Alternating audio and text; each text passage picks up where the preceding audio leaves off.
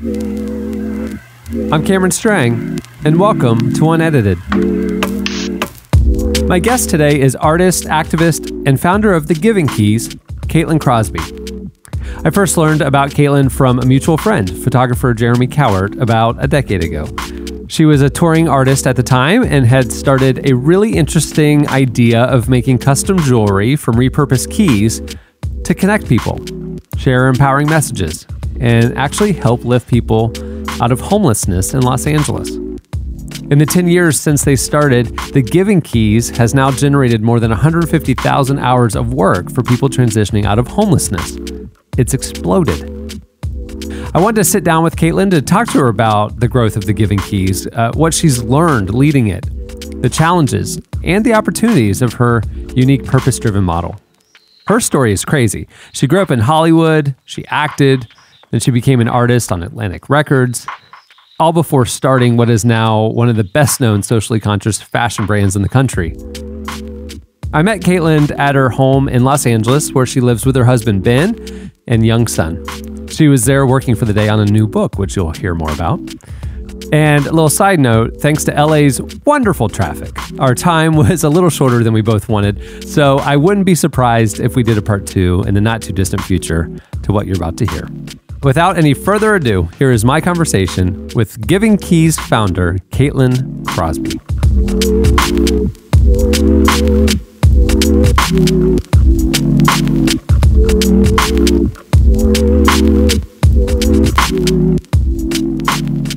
I remember Jeremy Cowart sending me an email about you. I don't know how many years ago. 10. And then that just reminded me I have to write him back because we were texting and then I realized I forgot to write him back. And the last 2 days I'm like, I have to write Jeremy back because I love him. So he was like, she's this artist in LA and she's starting this thing with jewelry to help homeless people. You need to cover her. Aww. How long ago was that? When did you start? So I started it 10 years ago. 10 years ago. So I thought it was 10. Yeah. Wow. Almost 11 years ago. But when I started it, I wasn't even really trying to start something. Right. It was very organic and I was touring full time. And I had a website at the time called loveyourflaws.com with the actress Brie Larson, who's going to be the new Captain Marvel, about to come out. And so because we were both raised in this industry, in the entertainment industry, and we saw all the movie posters happening with everybody being airbrushed, we did a movie together and both of our faces got cut off and glued on someone else's body. You did a movie? I didn't know you acted. Yeah, I grew up acting too. Really? So that's mostly what I did kind of growing up forever. And then music, it would go back and forth between music and acting. And, so we did, Brie and I did a movie together. It was a Danny DeVito movie. It was horrible movie. It went straight to video. So the movie poster was Danny DeVito's face and then, his two sons, and then Brie and I were the love interest. So yeah, they cut out our faces and glued them on other people's bodies. So we were like, we should start a website to talk about issues like this and what's going on in the media that people are, young girls are comparing themselves to our bodies and that's not even us. And they couldn't even airbrush us. They couldn't even work with what we had. Nope, chop off their bodies completely. It's crazy. And we were wearing outfits on the poster that we never even wore in the movie or ever. So started Love Your Flaws. Went around and took thousands of pictures of people holding up signs that said things like, my cankles are sexy, my chemo fried hair is beautiful, my acne is hot, my scar saved my life, etc. And my first album in 2008 was called Flaws. And I had a song called Imperfect is the New Perfect. I was really into the subject. Also, just as a way to give myself therapy, growing up in LA my whole life, and my dad managing actors and my mom being a model and an actress. And my dad growing up managed Charlize Theron and Renee Russo. He still manages her and he still manages Shia LaBeouf. And he's right now with Shia at Sundance. So my whole life has been seeing all the behind the scenes of, my dad bailing his clients out of jail and trying to keep it out of the press in the middle of the night. So I always wanted to write songs about issues I was passionate about and putting out content, whether it be songs or jewelry or Love Your Flaws campaigns about different issues that I was passionate about. So anyway, was on tour and was passing through New York, and the hotel room key, I thought it was cool. So I put it around my necklace and got compliments on it. And I was at a locksmith, and the person in front of me got numbers engraved for their apartment. I said, "Oh, do you have letters? Can you engrave love your flaws on this key?" So he did. And I saw all these old used keys on the side. And I said, "Oh, while you're at it, can you do hope, faith, love, fearless, breathe, believe, let go?" And this was 10 years ago, before it was like cool or trendy to do that kind of stuff. Yeah. But there was no real, I didn't even know what a social enterprise was or give back brand. Like I kind of heard of Tom's. They had just started, Right. but now it's definitely a lot more common. Yeah, but it was like Tom's, and then you guys, and then Warby, and then and then it became a thing. Yeah. But I mean, it wasn't a thing. Yeah, it wasn't a thing. I think because I grew up in LA and I felt like no one was passionate about so many things that I saw, whether it be homelessness or drugs and this and that. Not that I'm passionate about drugs, but, passionate about just seeing so many people. Yeah. Yeah. But seeing how it was affecting so many people that I knew. And so I was just always obsessed with wanting to, change the world at that time. I used, that language.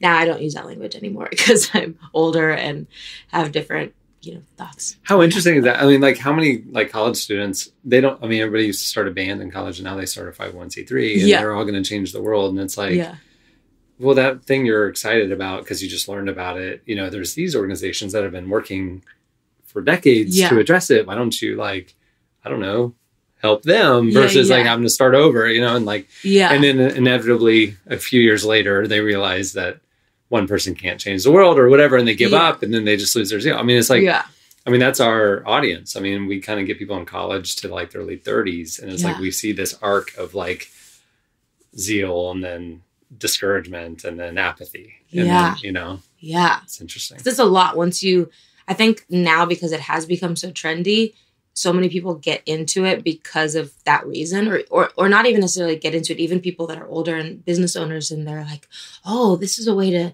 scale and make money or add money to the bottom line. Let's add a 10% proceeds go to some charity." Mm-hmm. But I think consumers are smart, and they can smell when something isn't authentic, or where the person, the founder, the company, whatever, doesn't really care about it. Mm-hmm. So when people always ask, like, how do you start a social enterprise, or how do you start a nonprofit?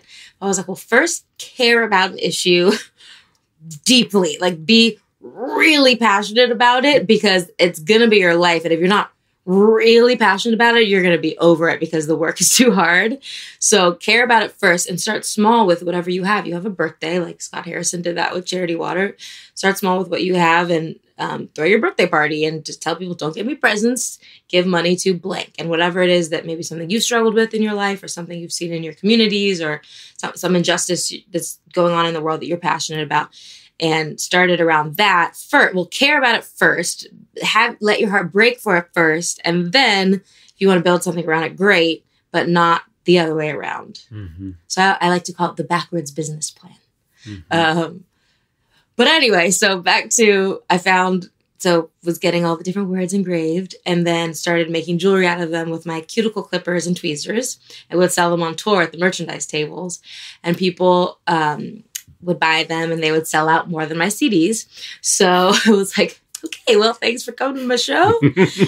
And these freaking key necklaces. But I knew people were really resonating with the words, so organically came up with, get a word that you need in your life, but then pass it on to someone you feel needs it more than you. It's not just about you, and it's not just about us and what we're going through. It kind of, let this be a token. Yes, a daily reminder to you to embrace that word, but also a daily reminder to keep your eyes open for someone else who you think might need it more than you. So people started writing me on MySpace at the time, which dates it, that it really was 10 years ago. So on MySpace. If not more. Yeah. I was like, MySpace was 06 to, okay. Because Facebook became a thing in, 09 maybe? No, Twitter became 08, 09. So Facebook would have been like 07. Yes. Anyway, I'm tracking with you. Yeah. MySpace. It was toward the end of MySpace. Maybe. Yeah. Oh, I know that it probably wasn't called DM. Like, they DM'd me, but because now we say DM with Instagram. But they messaged me on MySpace like, I just gave my key away to someone who's about to commit suicide. I just gave my key away to someone who has cancer. I just gave my key away to someone who's being bullied. I just gave my key away to someone who has an eating disorder. I just gave my key away to someone who's going through a divorce or, whatever it was. And I was bawling my eyes out all the time, reading these stories of these keys being passed around the world and being used in these really pivotal, huge moments in people's lives. So I was like, I should make a website to store all these stories so it's not just my mom and I reading them and crying all the time. So made a website, and it was, I drew it myself, super not professional. I thought it looked cool, but some of my other friends that they were like, you probably should get that done professionally. But I'm like, I don't have any money. Like, I'm just I drew it and I think it's cool and I like it. I like the whole do-it-yourself kind of organic look. Anyway, but then I knew I wanted the money to go to charity and I didn't know what. So I waited for the missing link for about a year. And one day I was walking on Hollywood Boulevard and I saw a young homeless couple. They lived in a dumpster in a cardboard box and they were holding up a sign that said ugly, broke, and hungry. And I wasn't thinking about the Giving Keys at all. But again, because I grew up in LA, I was always going up to people that were living on the streets and taking them to dinner or whatever. So I took them to dinner that night and bought them wine and great, meal. We just had conversations and the girl, 2 hours into it, she said that she liked making jewelry. And I had my aha moment. And I said, oh, you're the missing link to the Giving Keys. Do you guys want to be my business partners? And they were like, who is this crazy lady? But yes, okay. And so the next day I went to the locksmith, bought the engraving equipment, to Pep Boys, bought hammers, started paying them to engrave the keys. And then they started saving up enough money to get to stay in a motel. And then they started saving up enough money, got their own apartment. I would just hustle and I got them into Fred Siegel because I was the barista there in high school. So I kind of knew the buyer because I made her lattes. So things like that. And then it really helped when I was doing music because I'd be in a different state every day. So I'd bring them with me and try to find the cool store in that town, like Nashville. Like, who do I know there? And, can someone introduce me to the buyer at this cool store on State Street that I like? And so I just kind of went around the country and forced keys on people in their stores. When did you transition out of music to do it full time? Well, when I speak now about Giving Keys, a lot of times people will be like, can you sing a song or do it at the end? Really? So I'll do that kind of thing. But now that I'm pregnant for the second time with a belly bump, I'm like not feeling holding a guitar over the belly. It just feels weird. And I definitely don't want to tour anymore now that I'm married. So the last tour I went on, my husband was smart. It was the day before I left for a tour for a month, and it was all guys, me and all guys in a van for a month. And so the night before I left was the night that my husband proposed to me. He's like, I'm going to put a ring on it. And then when I came back and was engaged and then we got married a few months later, it just felt like weird to go on tour again. And I just wasn't, the Giving Keys was taking off so much and all I was doing was emails all day long that my brain was fried, that though I was still signed, I was never turning in songs. And my publishing deal, my publisher was constantly like, so did you write any songs this month or this quarter or this year? And it was like, no, not one. Like I just couldn't, my brain was too fried kind of handling the business side of the Giving Keys, which is still hard for me to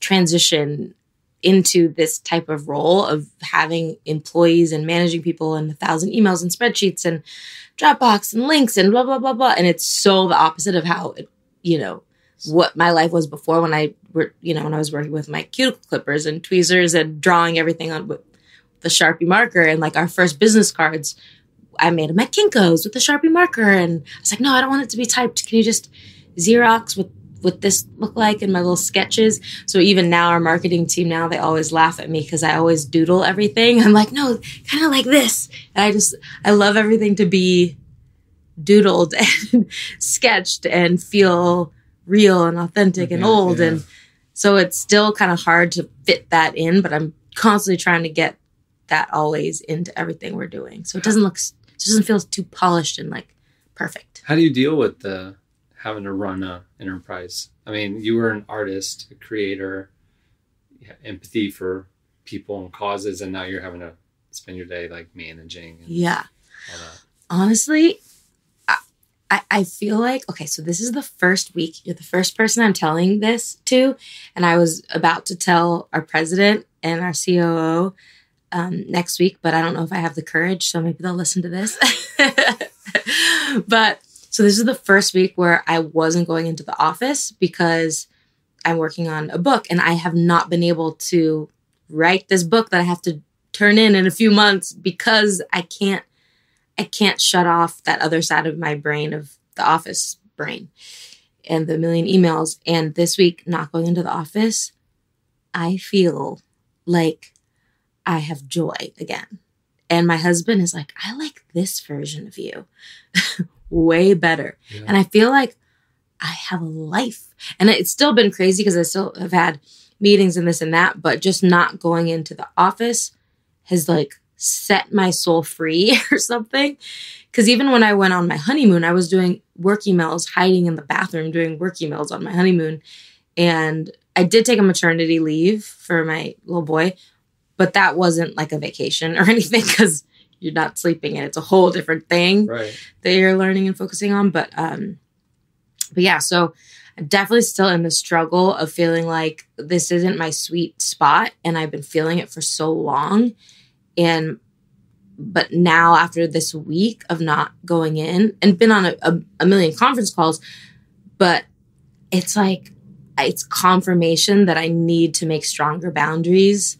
And I think I care too much and want to please everyone there. And I want them to know that I'm working, and I don't want them to think that like they're doing all the work and I'm home chilling or going to lunch with girlfriends or whatever. Right. I mean, that sounds nice. I wish I could do that, but it's just not. That is the struggle though, is like you want to set the example of like, I expect your best. Look, I'm giving my best. Totally. And like, if you're not there, I struggle with the same thing. Yeah. Yeah. So what are you going to do? I mean, like, so after the book, are you going to go back to... So I'm due in June for a baby, and then my book is due in July. So not sure how that's going to work out. I'm going to try to finish the book before, like 2 weeks before I have the baby. That's my goal.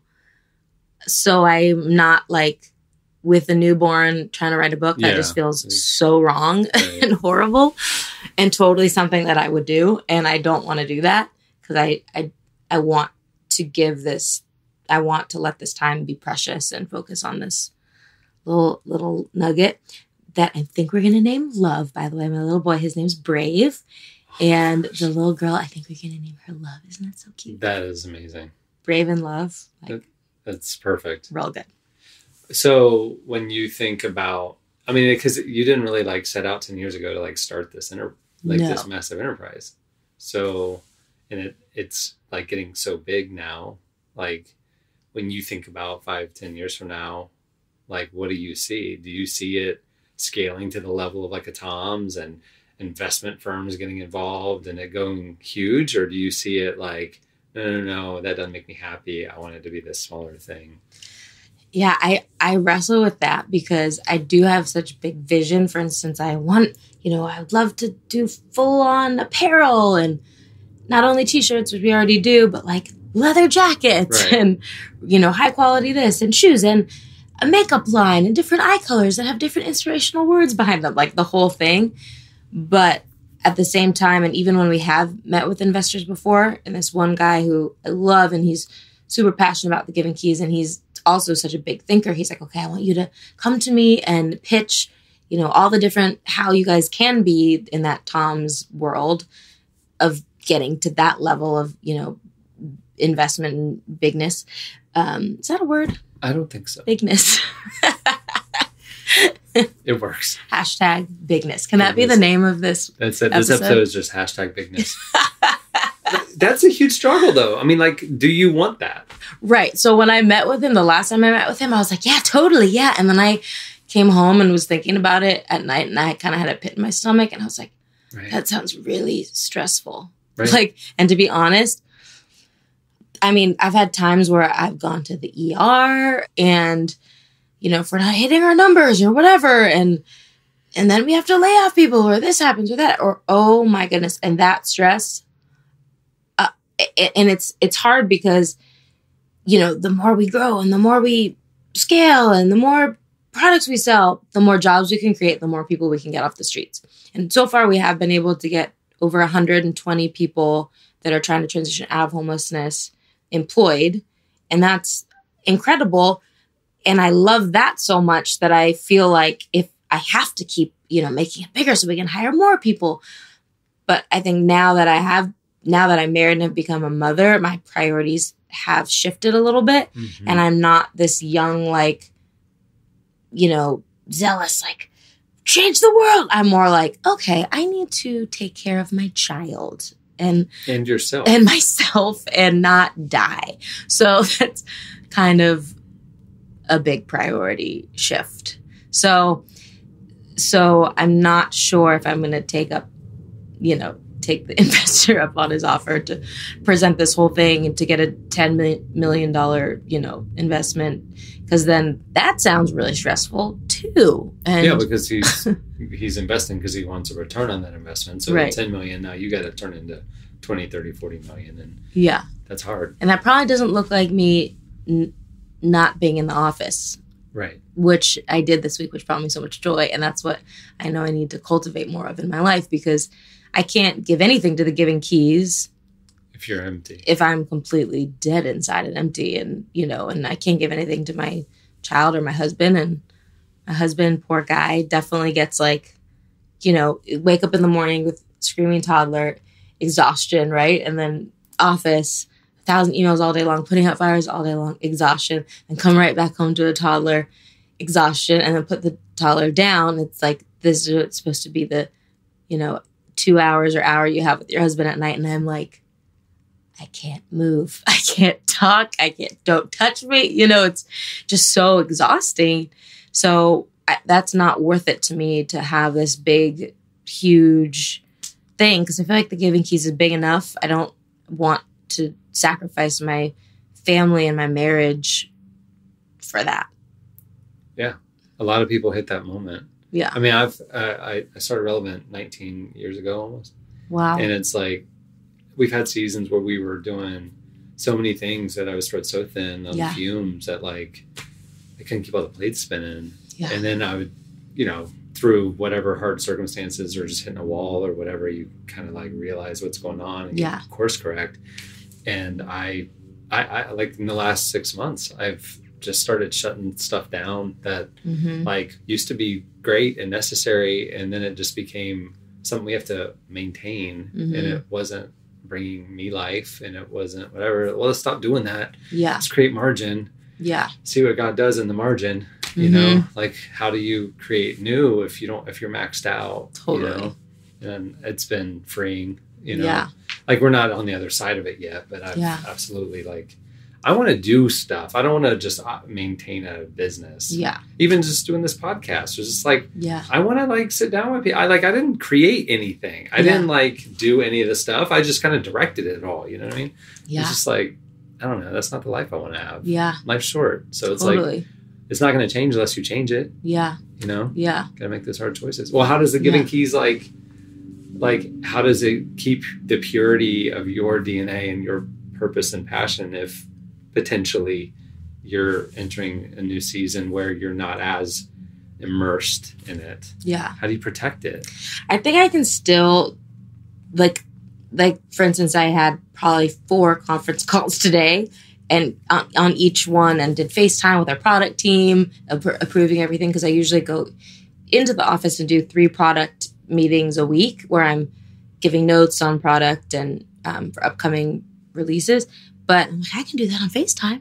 And so I'm still super involved, like giving notes on everything from a clasp to the tagline and email subject line to everything. Everything. But I just, not having to be there is just great. Are you a control freak?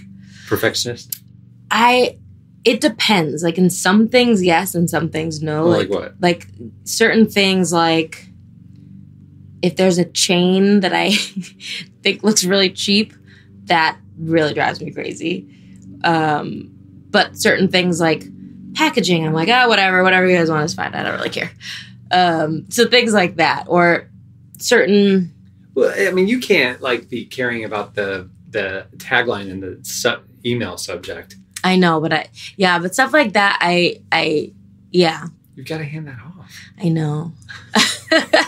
Like you got to like say, okay, I am going to like be all about this part of it, and you have to handle that part of it. Yeah, totally. And show me the results. Yeah.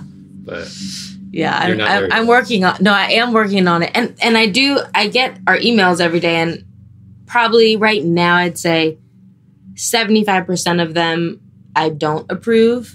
But every now and then, if there's a product that I'm super excited about, I'm like, can this one just please make sure when we launch this new product that it says in big letters, new, or like brand new and 10 exclamation marks. Like let's be super excited about it. Because sometimes we'll launch something and it's new.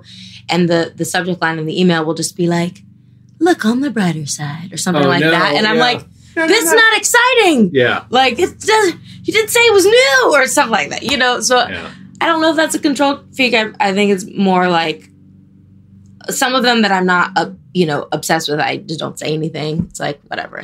I've learned to let a lot of things go. I don't remember what the line was exactly, but it was like a executive coach or something that I was working with a few years ago. And he said something like, I'm probably going to butcher it, but he said something like, you can either have everything exactly perfect how you want it in every area of the business, or you can be happy and like sane. And I was like, oh, and like have more peace in your life. It's like, oh yeah, that's good.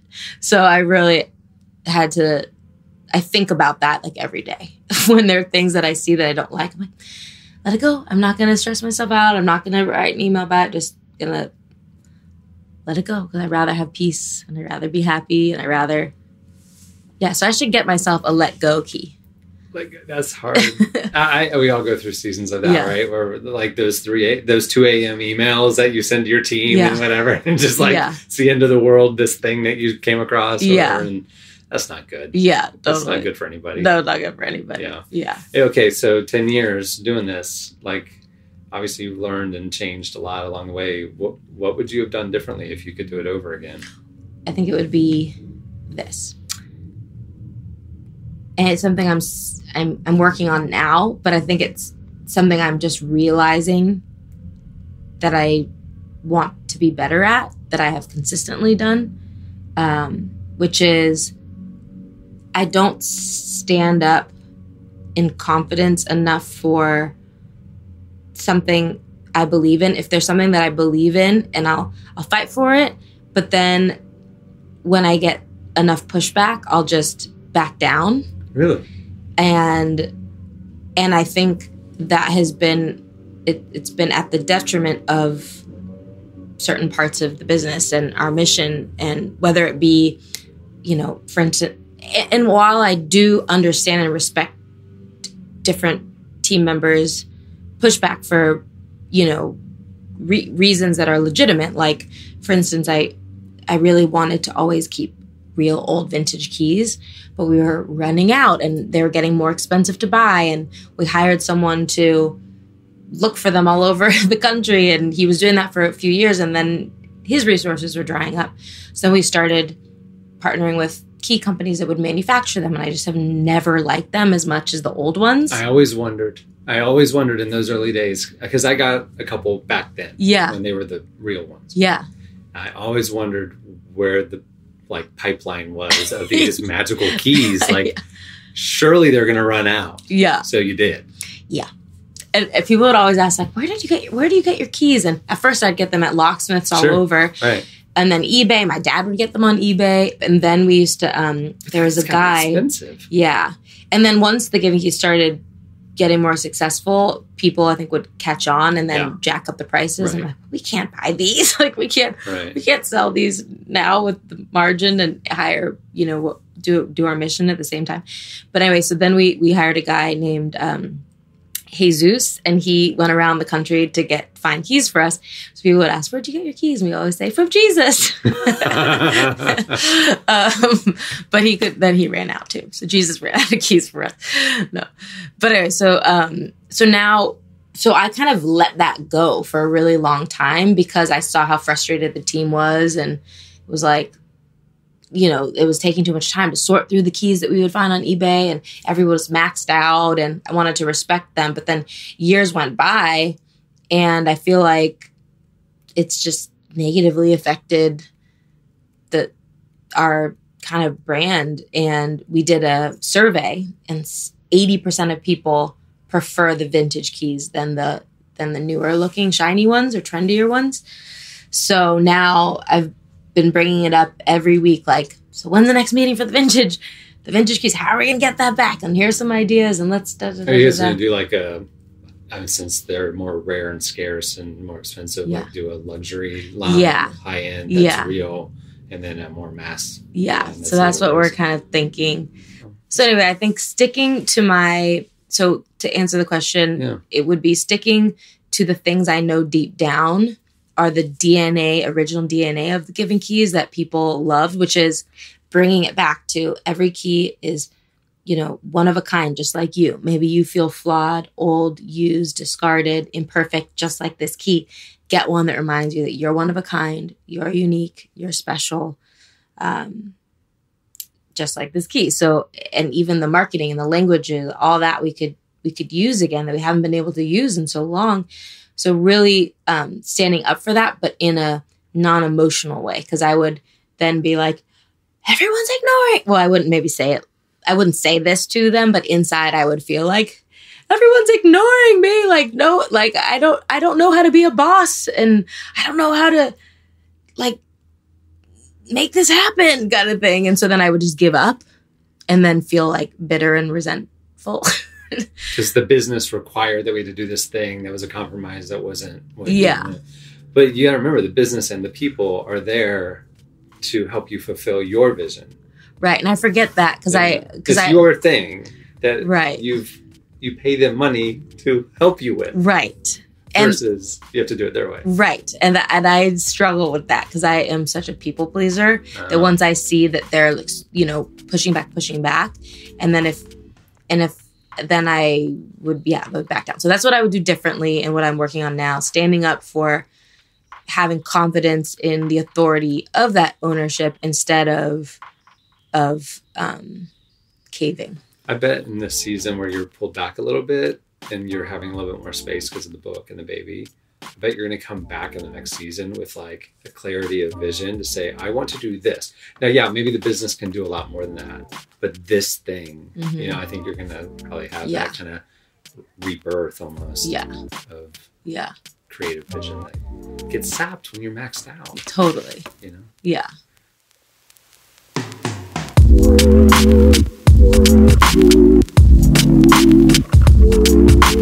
That was Caitlin Crosby. Make sure to check out their amazing line at thegivingkeys.com. I might have actually just recently purchased a few myself. Hey, if you like this episode of Unedited, I'd love your help spreading word about the show. Subscribing, rating, and reviewing it on iTunes helps a ton, as well as sharing it on social media. I love seeing all the tags on Instagram. Thanks for the feedback, everyone. You won't want to miss our next episode when I'm joined by pastor and author Banning Liebscher. 20 years ago, he started Jesus Culture out of Bethel Church in Redding, California, and it became a movement. We've been friends for years. He talks a lot of crap about basketball, and it's always a lot of fun to catch up with him. You won't want to miss it. Well, I'm Cameron Strang. Thank you for listening. I'll see you next time.